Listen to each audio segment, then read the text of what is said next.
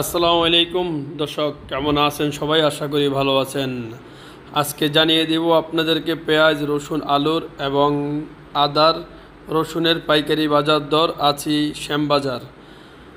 তো প্রিয় দর্শক, আজকে পেঁয়াজের দাম 60 থেকে প্রায় 65 টাকা চলতেছে এবং রসুনের দাম চলতেছে 70 থেকে 75 টাকা। তবে পেঁয়াজের দাম বাড়তে পারে আগামীতে, তো রসুনের দামও কিছুটা বাড়তে পারে। তো প্রিয় দর্শক, দেখতেছেন আপনারা এখন যে শ্যামবাজার আলু, বর্তমানে আলু মিডিয়াম দামে আছে, তো এখন 10 থেকে 12 টাকা চলতেছে।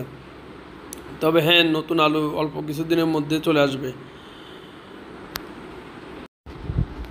তবে আগামী অল্প কিছুদিনের মধ্যে এই পেঁয়াজগুলা আর থাকবে না বর্তমানে যেগুলো আছে, এবং অল্প আগামী ডিসেম্বর এবং কি জানুয়ারির মধ্যে আশা করি যে নতুন পেঁয়াজ চলে আসবে।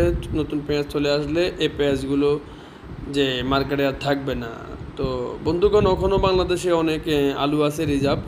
আগামীতে দেখা যাক যে আলু কতটুকু পর্যন্ত যে সাধারণ মানুষ নিতে পারে, এই তো। এবং রসুনের পর্যাপ্ত পরিমাণ রসুনও দেশের ভিতরে আছে, এবং কি বর্তমানে রসুন খুচরা বিক্রি হচ্ছে যে প্রায় 70 থেকে 75 টাকা করে, এবং রসুনের কোনো ঘাটতি নেই দেশে। আশা করি সবাই বুঝতে পেরেছেন। এবং কি আমরা আছি ঢাকা শ্যামবাজার। শ্যামবাজার থেকে সরাসরি পেঁয়াজ, রসুন, আলুর পাইকারি বাজার দর জানিয়ে দিলাম।